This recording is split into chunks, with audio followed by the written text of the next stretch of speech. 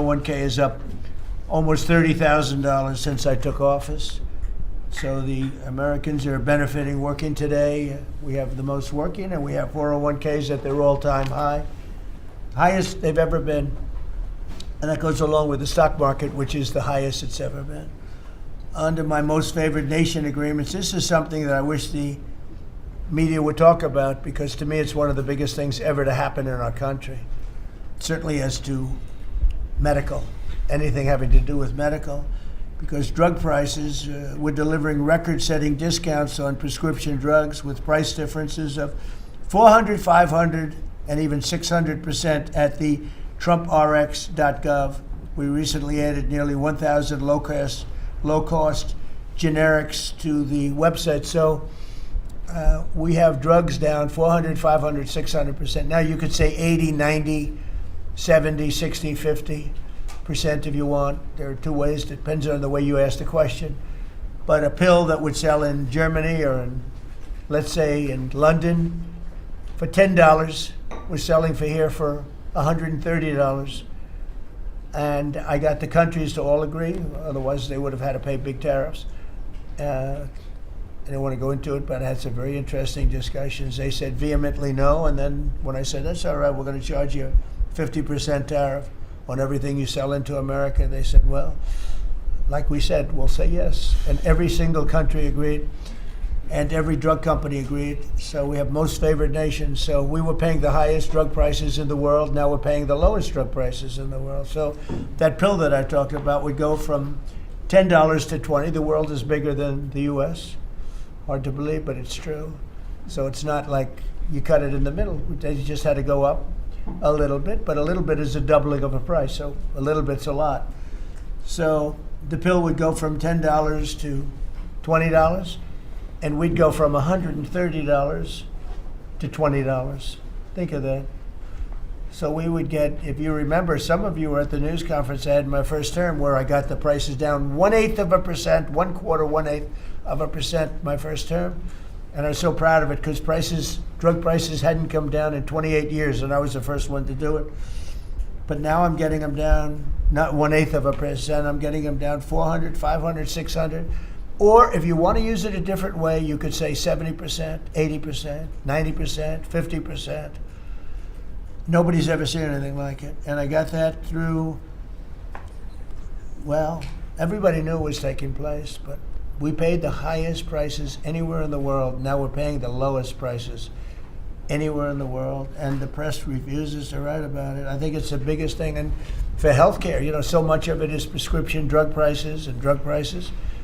And with them coming down, the healthcare is going to come down very substantially. We recently added nearly 1,000 low-cost generics too, as I said, and that's 1,000 drugs, and it's all on. And this was not given by me. This was given by Dr. Oz and Bobby, and I, wasn't sure whether or not I loved the idea, but they said we want to use Trump. TrumpRx.gov is what it is, and it's the hottest site, I think, anywhere on the planet, from what I understand, Bobby, right? It's really great. People are calling up and they're buying drugs for literally a fraction of the price. And it should be the biggest story. And on that alone, we should win the midterms. On that alone, we should win the midterms. But the press doesn't talk about it. It's the biggest thing to happen in the drug industry ever, maybe. Ever. And the press doesn't even want to write stories about it. We made the largest ever investment in U.S. military, $1 trillion, and we're asking actually for $1.5 trillion for the coming year. And we have the strongest military anywhere in the world, as you know. You saw what we did with Venezuela. That worked out very quickly, and we're doing really equally as well with, but again, people don't want to write about it, with Iran. Iran is very much intent. They want very much to make a deal. So far, they haven't gotten there. We're not satisfied with it, but we will be. We will be either that or we'll have to just finish the job. But their Navy is gone, as I've said 1,000 times. Their Navy is gone. Their Air Force is gone. Everything's gone, and they're negotiating on fumes. But we'll see what happens. Maybe we have to go back and finish it. Maybe we don't. Right now, I mean, you can speak to Steve Witkoff and Jared. They're doing a good job, but right now I think It looks like they want to just make a deal. They want to. They have. I don't think they have a choice. They're just going back to the internet because they're getting clobbered. Their economy is in free fall.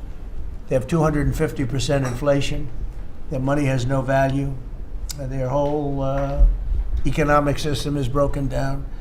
They thought they were going to outweight me. You know, we'll outweight him. He's got the midterms. I don't care about the midterms. Look what happened last night. That was the prelude to the midterms.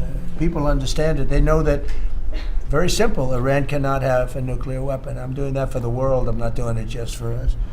And we've had great support from other nations, by the way. We don't need it at all, but we've had great support from other nations. The problem is you always get the support when you don't need it. When you need it, you don't get the support. With Operation Epic Fury, our warriors are ensuring that the world's #1 state sponsor of terror never obtains a nuclear weapon, and they won't.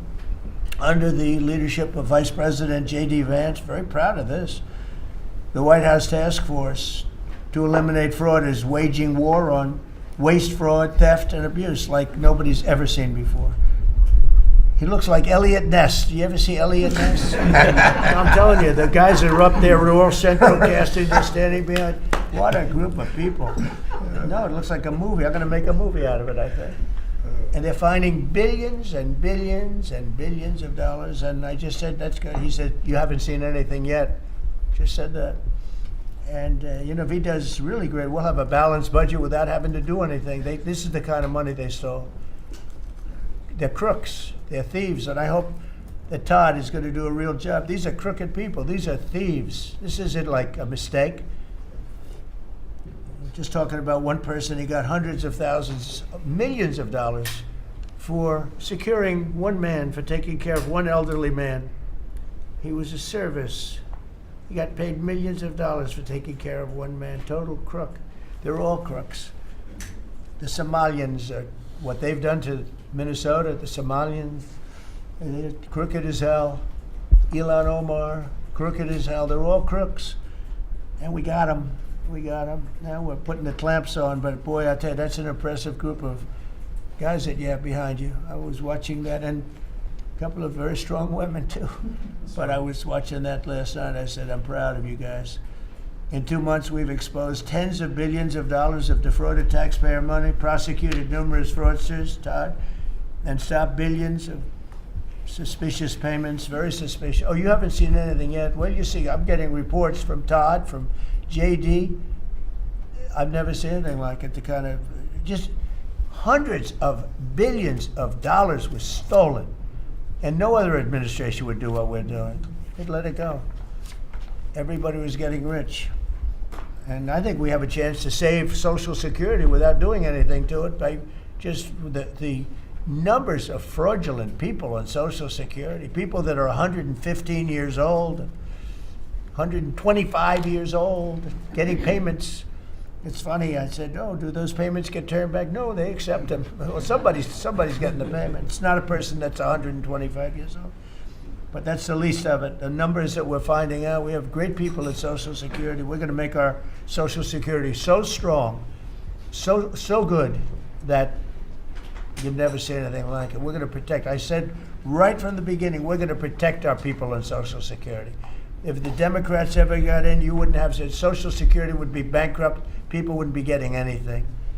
Last week, they took down 2 of the largest Medicaid fraud cases in Minnesota history, as well as the largest autism fraud case ever charged by the federal government. You saw that with millions of dollars just being stolen. Everybody had autism. Everybody had autism, they said. It was incredible, actually. And I've just seen I see what they're doing. You haven't seen anything yet. So congratulations, JD. Be vicious like they are. They're violent people. They're violent, vicious scum. Before asking Vice President Vance to speak about these efforts, I want to express our tremendous gratitude to our outgoing Director of National Intelligence, Tulsi Gabbard, who's a terrific person, actually.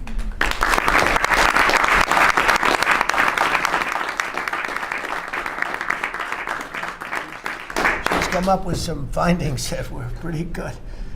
And Tulsi's worked tirelessly to restore trust and focus on the intelligence and with the intelligence community. They all respected her. They listened to her. She gave us leads that were pretty much, people thought they were dead and they weren't dead. They were right there, and she was able to expose a lot of things that we used at the FBI with Cash and with Todd and with JD and everybody else. It was amazing. She dramatically reformed the Office of Director of National Intelligence and cutting the staff by 40%, and she prevented countless terrorists and cartel members from entering the United States.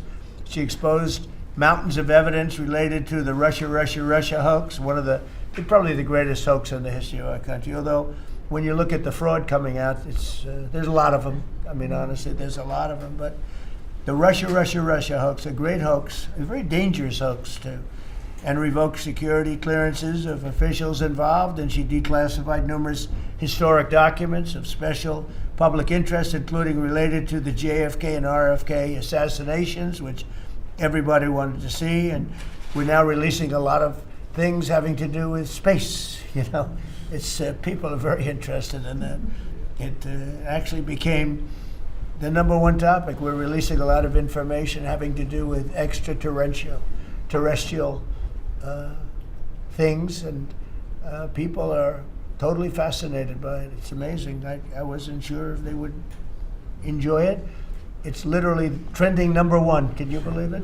So a lot of people out there are like it, but we're releasing all of that information. And Tulsi, we're praying for you and for your husband. Her husband's not feeling great, but he's going to feel great soon. You're going to get him better, and he's a wonderful guy. So just say hello, and thank you for the great work you've done. We appreciate it. Thank you very much. And now I'd like to ask JD to say a few words about the war on fraud, followed by Acting Attorney General Todd Blanche, who's doing fantastically, and Secretary of State Marco Rubio, another one. I mean, we have great people. And the Secretary of War Pete Hegseth, Central Casting. He loves war. I don't like it. He's a good man, that one.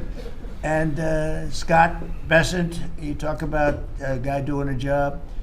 It's been fantastic. Thank you, Scott. Really fantastic. And a lot of the success that we're having with other countries is what you've been able to do and find. And SBA Administrator Kelly Loeffler, and all of the people here have been great. We're going to just do those few, and maybe if you have some questions, we'll go to others. But everybody around here has got a lot to say, but we did that once and it lasted for like 4 or 5 hours. It was a little much. We want to be open. So now if I do it this way, they'll say, he didn't let anybody talk. But let's start with JD, and you can talk about a really, really important thing, bringing our country back to honesty. A tremendous amount of money is involved. Hey, go ahead. Thank you. Yes, sir. Well, first of all, thank you for your leadership, sir, and for making it possible. I often find in the fraud task force that there sometimes are barriers that we need to break down, agencies that need to coordinate, and I'll come to the president and say, Mr. President, I need your permission to do, he'll say, for what? For the fraud task force, and he'll cut me off and say, yes, go do it. So the fact that we have dedicated presidential leadership is really what's made this possible, because it does require we've got great people around the table, but sometimes these agencies don't know how to work together at the lower level, and that's one of the things we've had to turn on and force with the fraud task force. So I want to shout out just a few all-stars here. Linda at the Department of Education has been amazing at finding student loan fraud. You've got people who are either illegal aliens or aren't even actually real human beings who are getting hundreds of millions of dollars from the Department of Education for student loans. We have cut that off. We found a lot. We're going to find a lot more. Scott at HUD has been amazing, because a lot of the fraud that we see is housing fraud, people claiming benefits that they're not entitled to, or again, sir, sometimes completely made up people who exist purely to collect fraudulent money from the American taxpayer. Brooke at the Department of Agriculture, something I had no idea until I started this work, sir, that we send hundreds of billions of dollars to the states to administer the food stamp program. The federal government has no insight into whether those food stamps are going to people who are legally entitled or whether those people actually even exist. And so we're working on a number of mechanisms to actually force the states to verify that the people who receive these benefits are actually entitled to them. And I could go down the list. I've gotten a lot of support from a lot of people in this room. Bobby Kennedy and Dr. Oz have been particular all-stars on this, and Kim at H&HS. What they've done with the Medicaid fraud, we've found tens of billions of dollars in Medicaid and Medicare fraud just from their hard work. We've cut that off, and yes, Mr. President, we're going to find a lot more.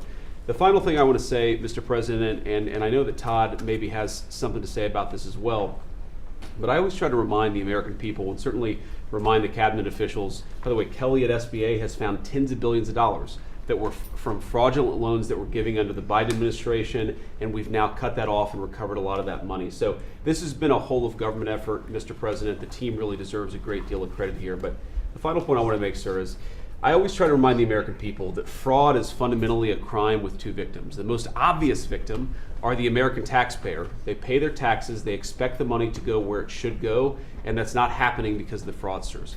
But there are also victims, people who benefit from these programs that don't exist if we're not actually taking care of the fraud issue. And let me just give one example to build on something you said earlier, sir.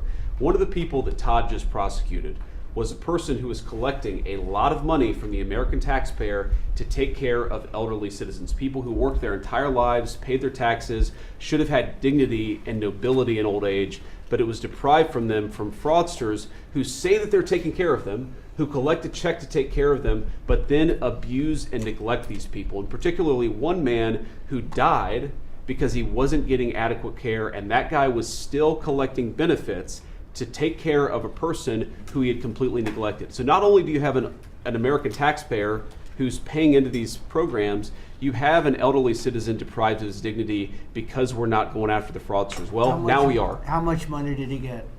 Sir, hundreds of thousands of dollars, maybe more than that, but we think that that exact type of fraud has been replayed all over our country. That particular case was outside of Minneapolis. We expect that there are tens of thousands of people who are collecting fraudulent money to take care of people, and they're not actually taking care of them. We're, of course, going to get to the root of as much of it as we can. But again, sir, it's been, I wouldn't say fun, because you find out how much people have been taken advantage of, but it's certainly very good and valuable work. So thank you for giving me the opportunity to do it. Well, thank you very much. Yes, sir.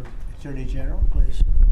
I'll just continue to talk about what the Vice President was just talking about. The way that we are actually, it's one thing to uncover fraud, which we've done, and that's part of it, but it's also prosecuting the bad guys that are doing it and stopping it from continuing. And that's where you have, everybody in this room has inspector generals. And for many years, these really hardworking law enforcement members would identify fraud, and nobody did anything about it.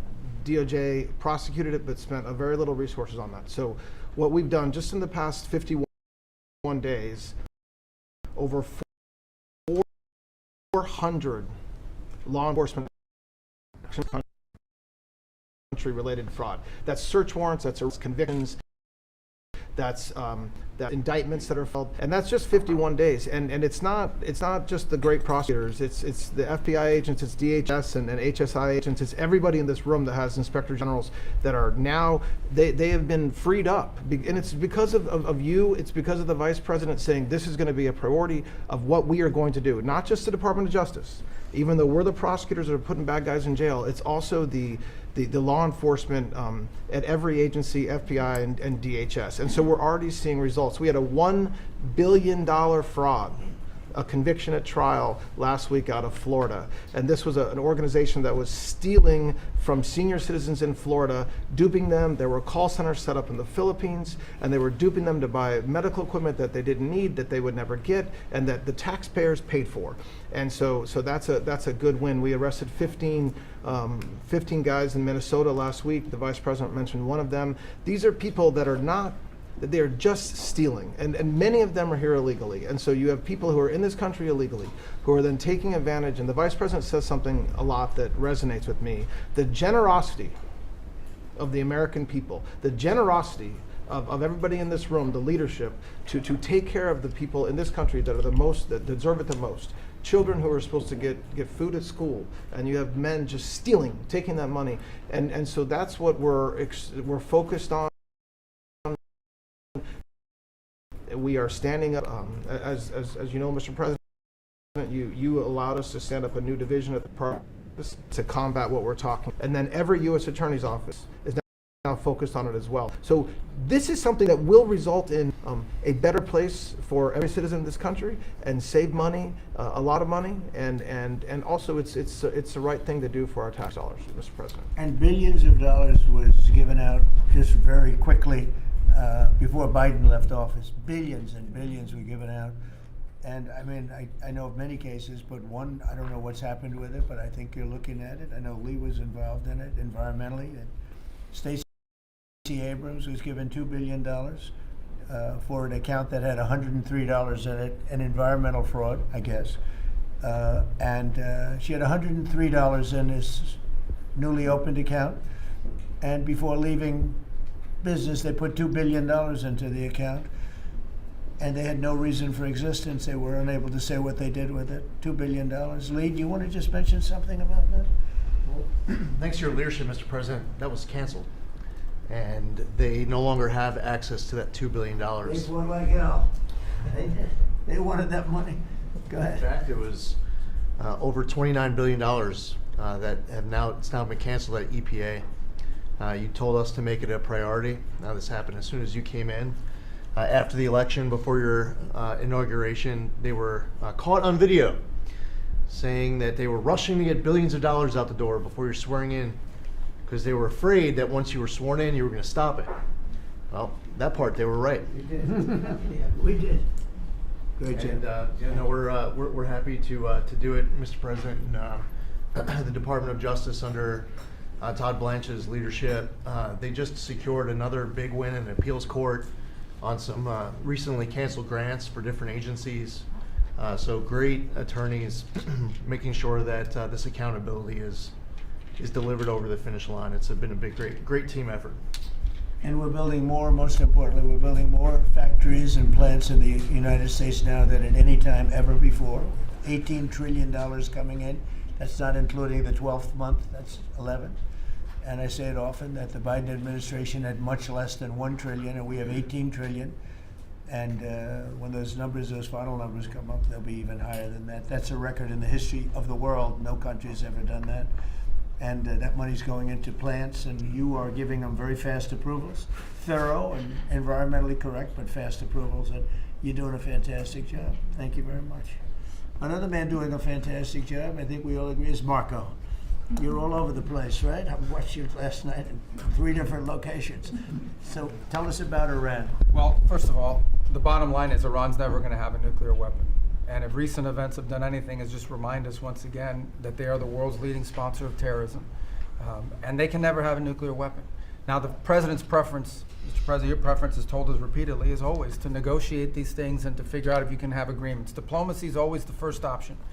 And we continue to work on that through your envoys, Mr. Woodcoff and Kushner and others, the vice president, who've been very involved. And if there's an agreement to be made, we want that to be made. I think there's been some progress and some interest, and we'll see over the next few hours and days whether progress could be made. I just want to remind everybody, Mr. President, you know this well, you have other options available to you if that doesn't work.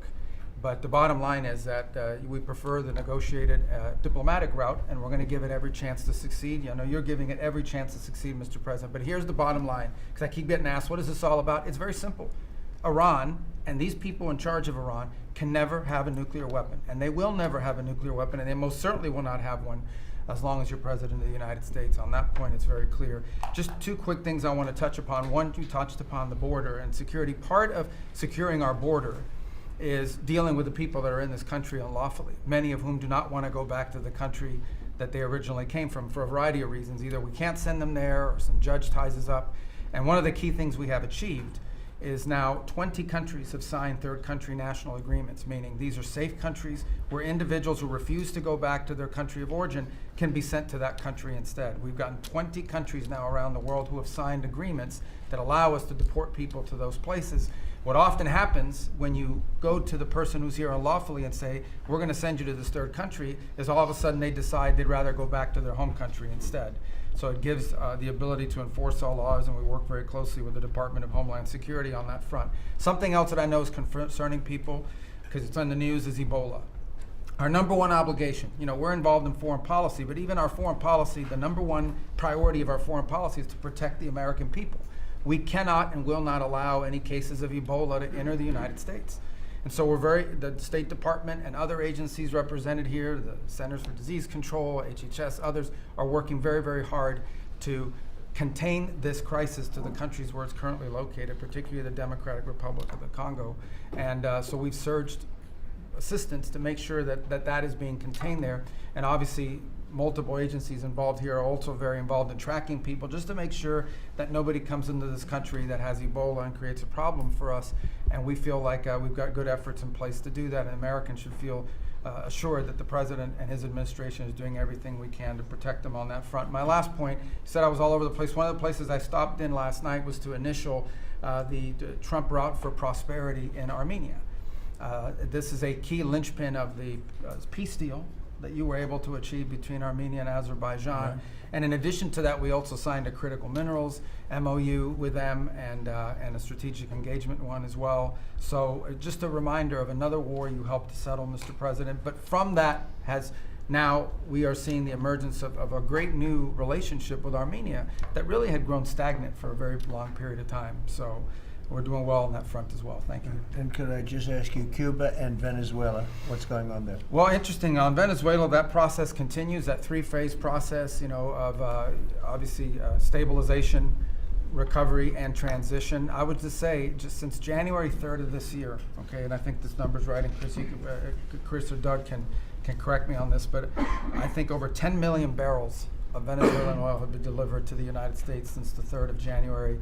That industry is being professionalized for the first time ever. It's going to the benefit of the Venezuelan people. They are selling oil in the market at market rates. The money's going to an account in the United States, controlled and monitored by Treasury, audited by KPMG, and it's for the first time ever the money's not being stolen. It's going to the benefit of the Venezuelan people. Cuba's in a lot of trouble, because unfortunately for them, it's run by a bunch of incompetent communists. And being communist is bad, being an incompetent communist is like the worst. And but the country's been taken over by this company called Gaesa that basically controls 70% of the economy. None of the money in that company goes to help the Cuban people, none of it. So we'll be talking to them, we'll be working on it. We want something good for the Cuban people, and hopefully there'll be a good outcome there for them. There needs to be. It's 90 miles from our shores. And having a failed state 90 miles from our shores is a threat to the national security of the United States. So we're producing right now more oil by double than Russia and Saudi Arabia combined. There's never been anything like that.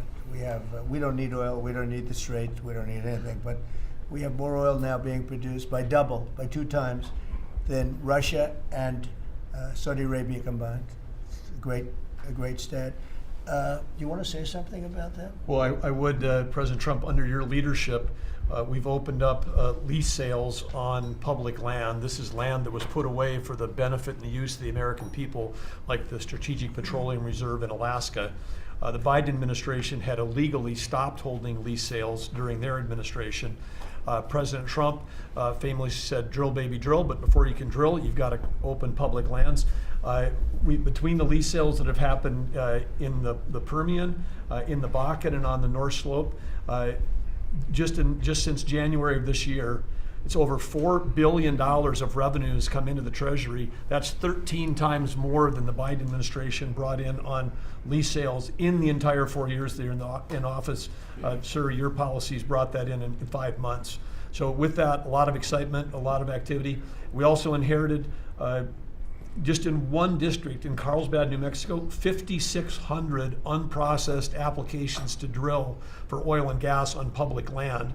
And when we're drilling on public land, those companies pay a royalty, and that money comes to all of our citizens, and it goes to local school districts, and it goes to states. It is the core of the economy in parts of our country. The team down there working for the Department of Interior, Bureau of Land Management, has dropped that by 91%. It's one of the reasons why they had a record lease sale. It's because now people go, I can bid on federal land and I'm going to get a permit to drill, and it's not going to take me 5 years to get it. I'm going to get it in a month or less. And so it's exciting to see your vision. And of course, with this energy dominance, us, as you just noted, largest oil producer in the world, largest natural gas producer in the world, largest natural gas exporter. This is an opportunity for us to bring prosperity and affordability here at home, but also bring peace abroad. So President Trump, your energy dominance strategy with Chris Wright, Lee Zeldin, all the people that are working on this, people around the room, it's been really incredible. And of course, you mentioned Venezuela, but all that flowing to our Gulf Coast refineries is also helping to keep the price of gas down at home.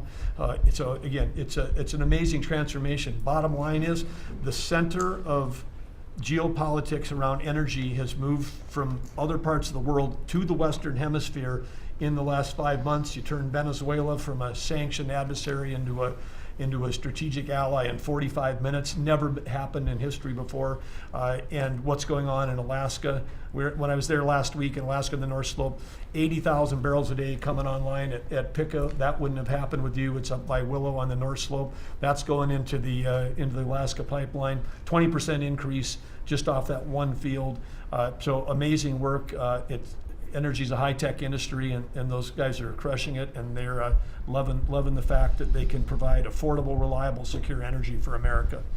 And we're working very hard in California. You know, a lot of people don't know this, but California has tremendous oil reserves. Used to be number 3 in the nation, and the radical left has just wiped it out. And we're working very hard to get that open again and get it so the people, their gasoline prices, their lack of energy is just staggering.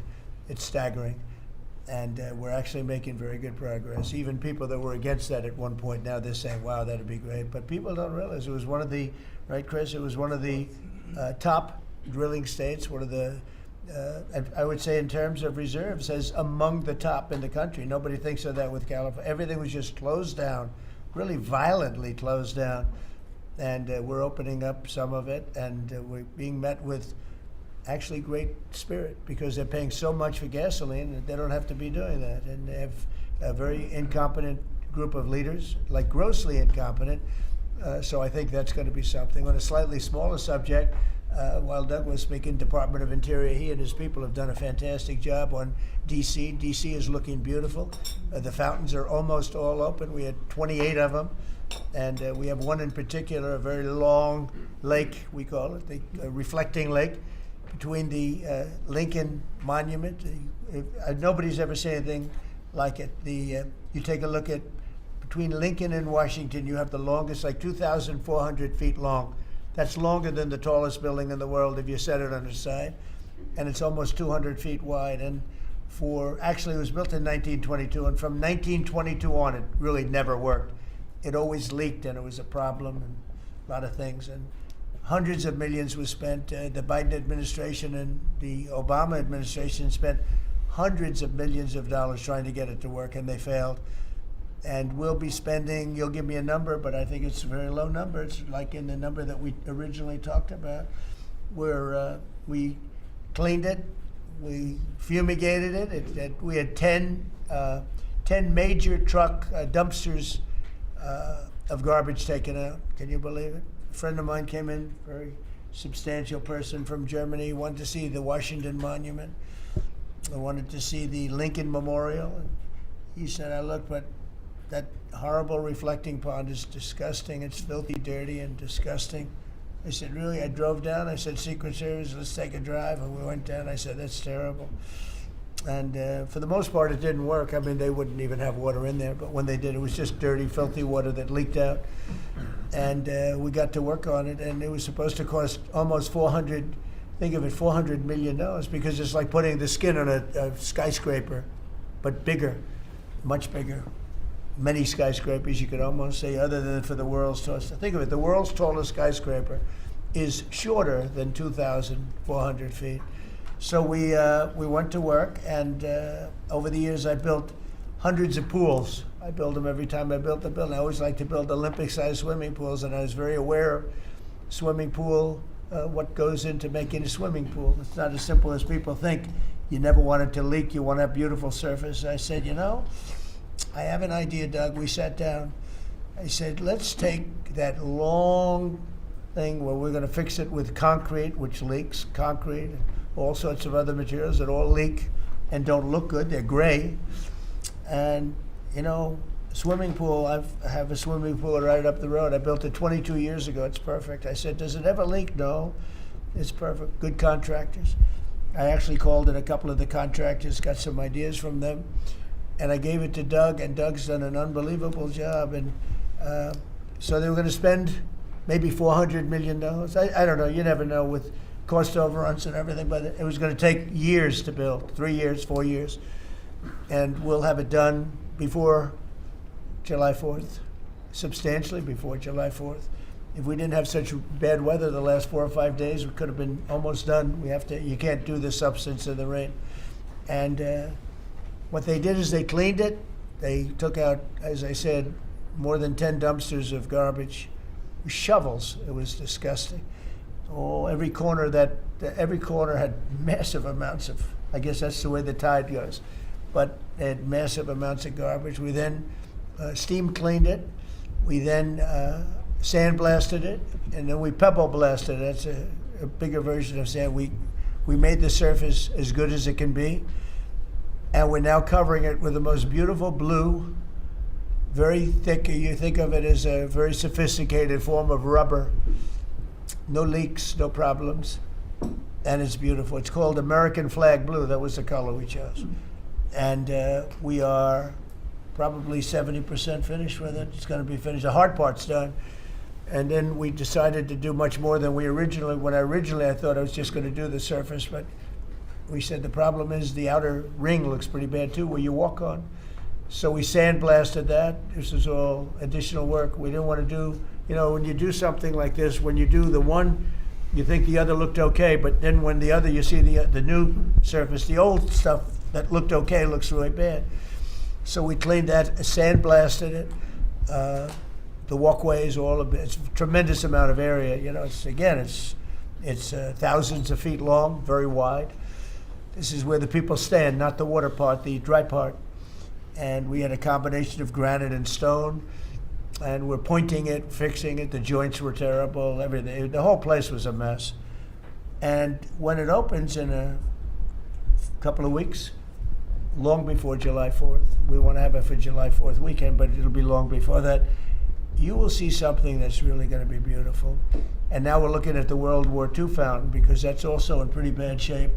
On the bottom, we're going to duplicate it, I think, with the maybe with a slightly different color. Actually, we'll go with a lighter color.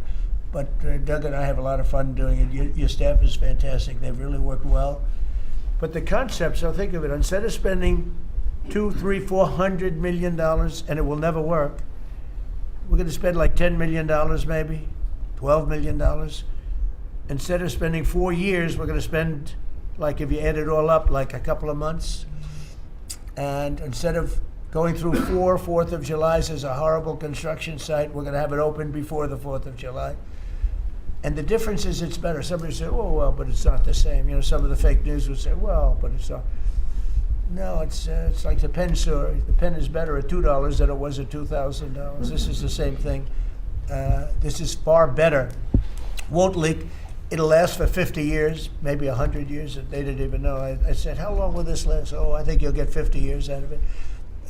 We did the swimming pool treatment, but they said, sir, for a little more money, we can get industrial strength. I said, that sounds good to me. Same color, same everything, same stuff, but it's actually much stronger. It's used for industrial. I said, I love that. So we're going to have that open. It's going to be really, really beautiful. And it's a very important thing. We can't have people looking at the Washington Monument, going the memorial. If you take a look, the Lincoln Memorial, it was built, I guess, a little after the Lincoln Memorial. It's embarrassing. It was so horrible. I never saw anything like it. It was filthy dirty. It was Biden. And they spent, between the two of them, they spent hundreds of millions of dollars trying to fix this thing.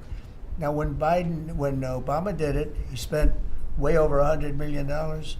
And they had a great idea. Let's use the water from the Potomac. Because environmentally, they liked it. Somebody said that was good. But the water from the Potomac was not suitable for this, to put it mildly. It was disgusting what happened. And so they spent hundreds of millions, over $100 million, and they immediately closed it. It was closed for many months and nobody did anything. It was closed. It's basically been closed. But go back to 1922.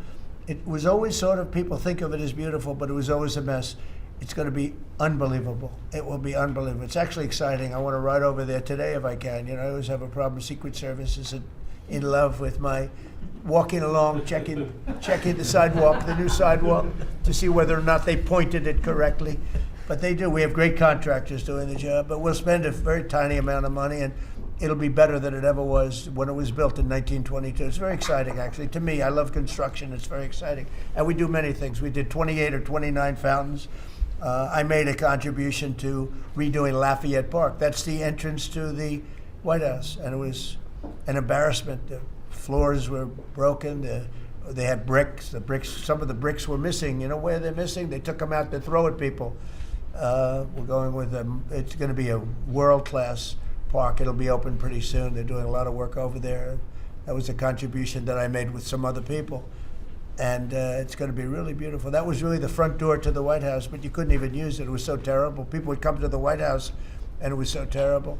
So with that, I'm going to ask Pete to talk about some of our great success, Yes, sir. including Venezuela, you might talk. Absolutely, sir. I think actually your efforts on the reflecting pool are actually a great segue. If you look at Washington and Lincoln, these are two men that faced monumental tasks and stood up in historic fashion and delivered for the American people. And when you step back and look at 47 years of what Iran waged war against us and our people, there's only one man over the course of both presidency who has stood up and said they will never get a nuclear weapon, as Marco said. So whether it was Qasem Soleimani, whether it was scrapping the Obama deal that was going to give them a weapon, whether it was the 12-day war or Operation Midnight Hammer, you created the conditions to ensure the American people and the world are safeguarded from this generational threat. And so when you authorized Operation Epic Fury, just like you talked about with the reflecting pool, we didn't do the same old thing the way we'd done it in the past after Iraq and Afghanistan, the way we waged wars. Instead, you said we're going to do this smart. We're going to do it overwhelming. We're going to use maximum lethality, and we're going to bring them to their knees. And so whether it's their Navy that's at the bottom of the Persian Gulf, their Air Force, their air defenses, or their defense industrial base, they may have missiles, but they can't build more right now. And they can't build more drones right now. And they can't build more ships. And so they came and cried uncle to talk, which Steve and Jared and the vice president and others are doing so ably. And during that time, we put in a world-class blockade.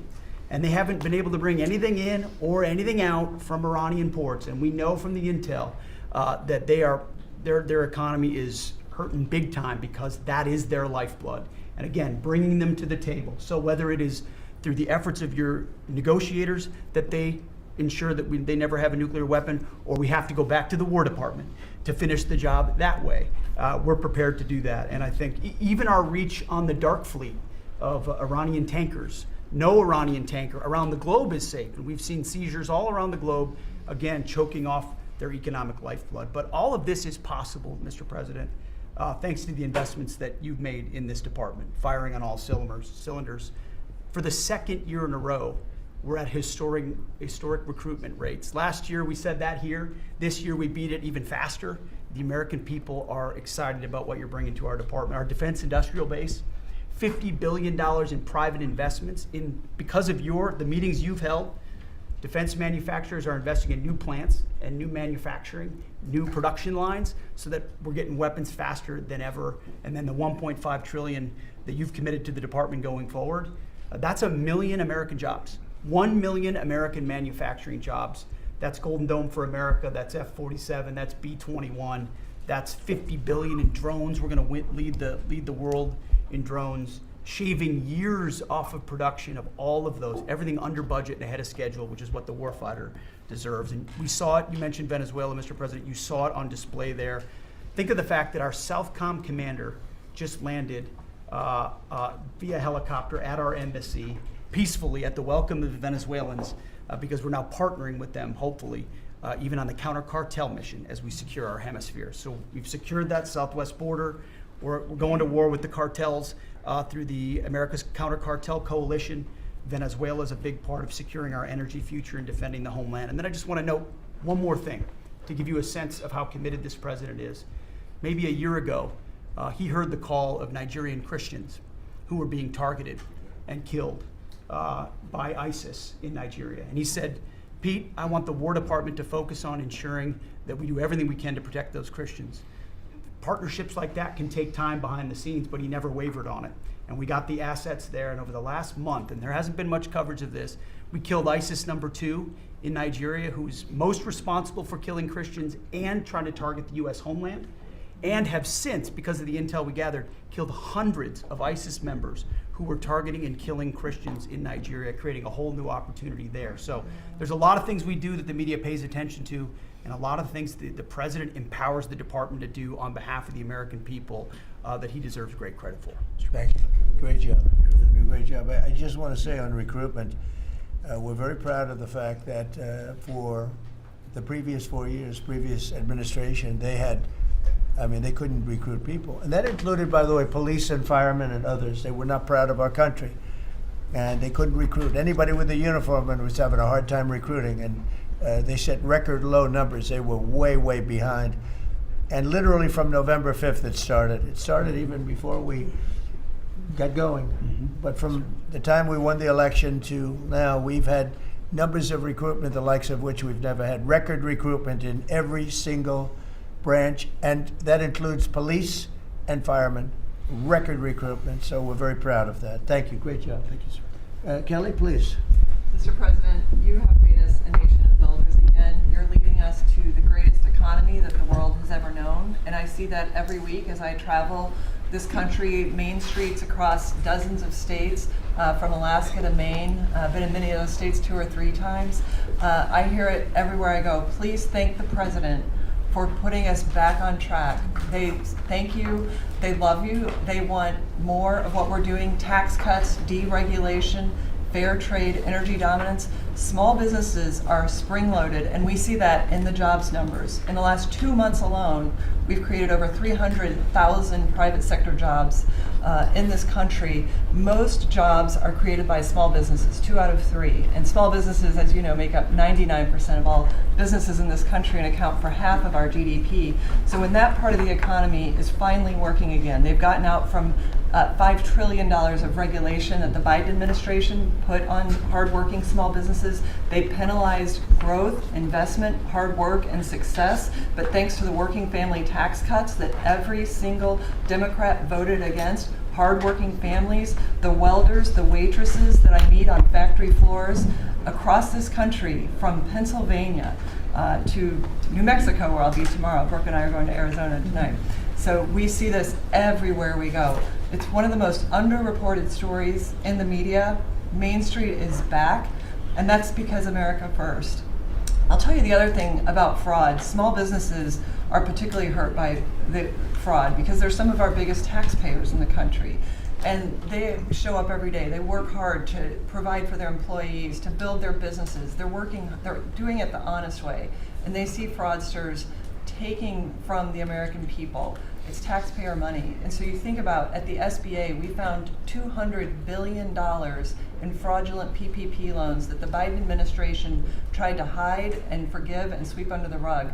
We've turned the first $22 billion of that over to Treasury for collections and to DOJ for prosecution. Our Inspector General is already announcing that people are going to jail. There are jail sentences now being served. We've announced that 140,000 people have been barred from ever getting SBA loans again, defrauding the government for about $9 billion. So we are going to continue our work under the great leadership of Vice President Vance and appreciate the partnership because it's really accelerated our ability to get the job done. But then just back to small businesses. We have record business formation in this country. That's another story that the media won't tell you.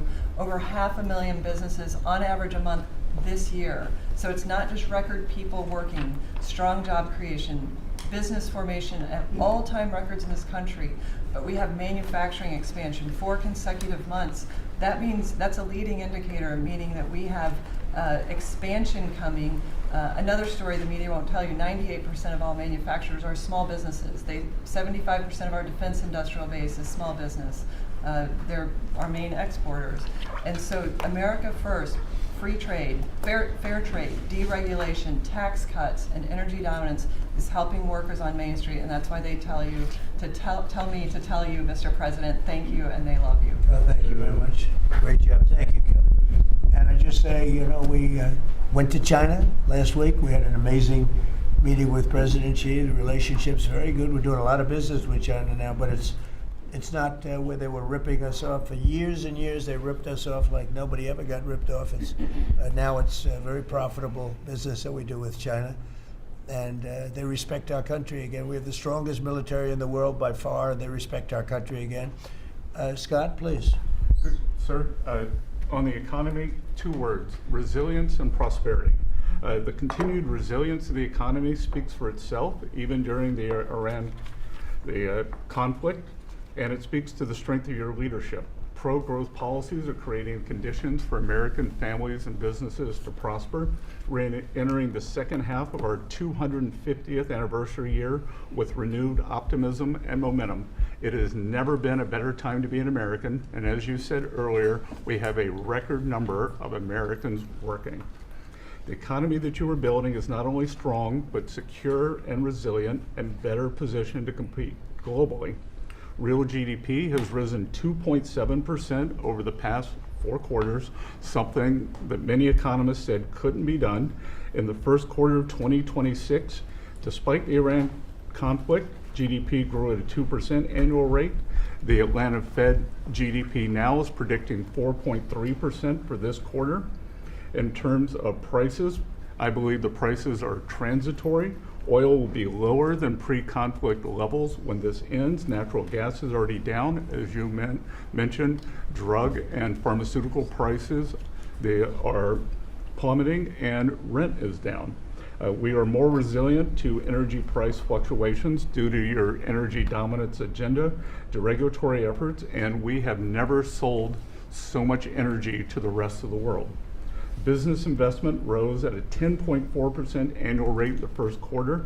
Capital expenditures and business equipment rose more than 17%, and that is as a result of the tax bill and tariffs.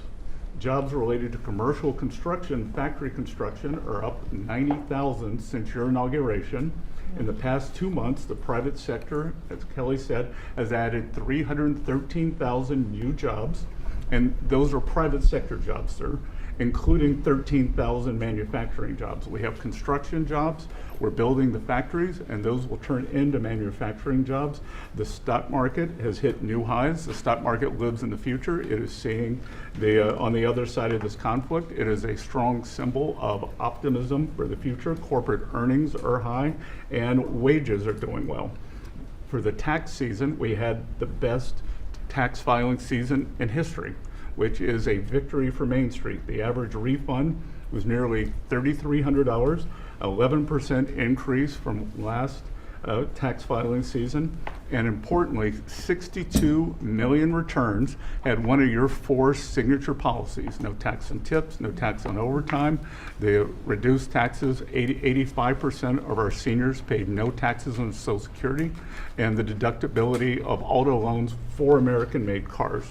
For what I believe is the most important government benefit for young people since the GI Bill, the Trump accounts. The app will be available on all major platforms tomorrow morning, and it will place the American dreams into the palms of the hands of parents and children.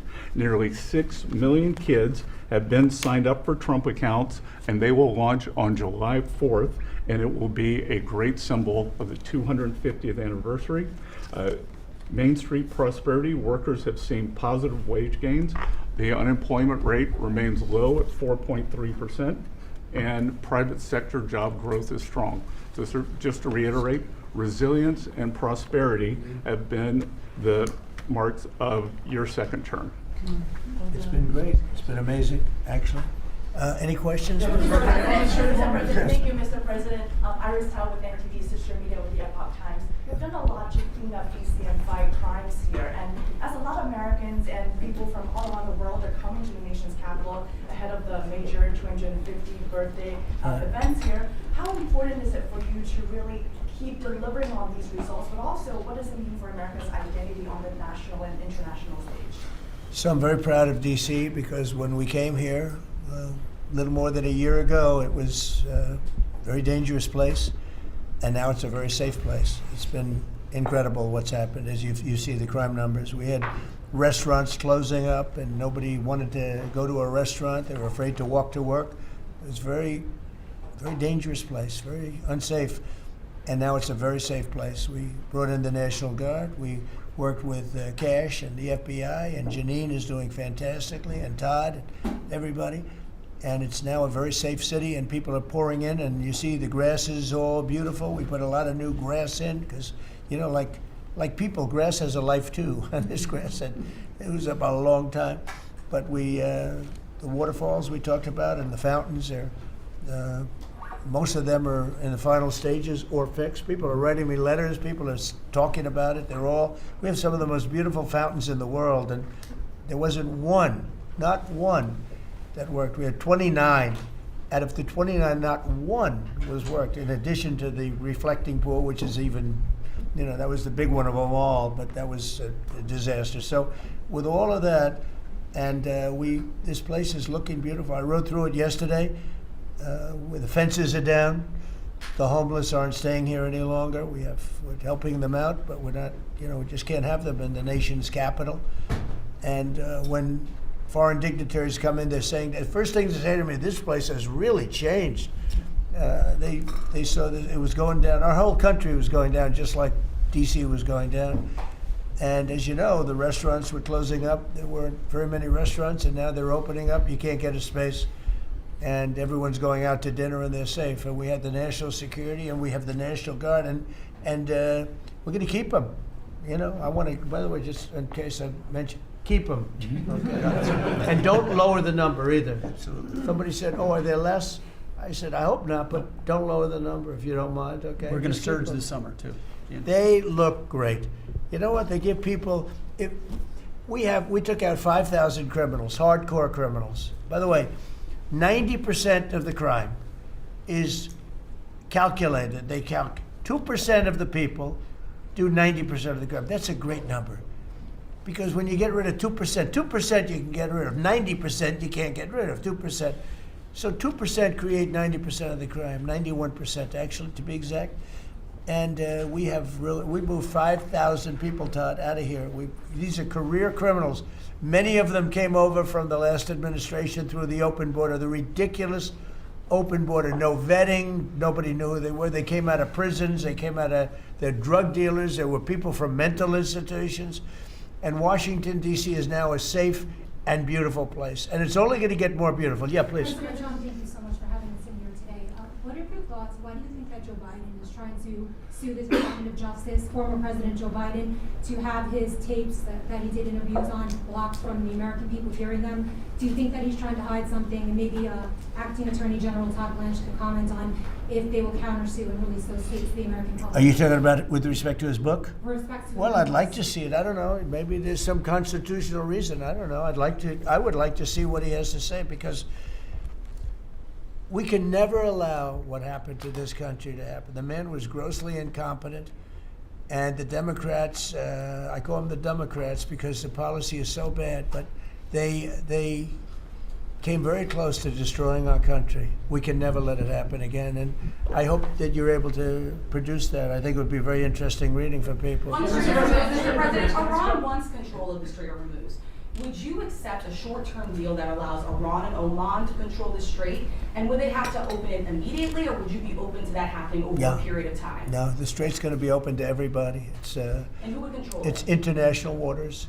Nobody's going to control it. We're going to watch over it. We'll watch over it, but nobody's going to control it. That's part of the negotiation that we have. They would like to control it. Nobody's going to control it. It's international waters, and Oman will behave just like everybody else, so we'll have to blow them up. They understand that. They'll be fine. Mr. President, thank you. How much economic pressure do you feel to get the Strait of Hormuz open? Well, you have to say, the United States has so much oil that we are an exporter of oil. So we have plenty of oil. We're very lucky. We're blessed with the greatest piece of land in the world from that standpoint, and we have more than anybody else. And now when you add Venezuela to it, we have, I think, 64% of the world's oil. And we're getting along very well with Venezuela, by the way. It's being run really beautifully. The big companies are moving in. It's going to be amazing, because it's also, like us, they're very blessed in that sense. But we have natural energy that no other country has. We have more than anybody else. So it's really a world problem, because most of the world doesn't have that. And we're making it available. During the closing, I don't know if you've seen some of the satellite pictures. Boats, hundreds of boats lined up. It looks like, I used to say, the Long Island Expressway with the cars.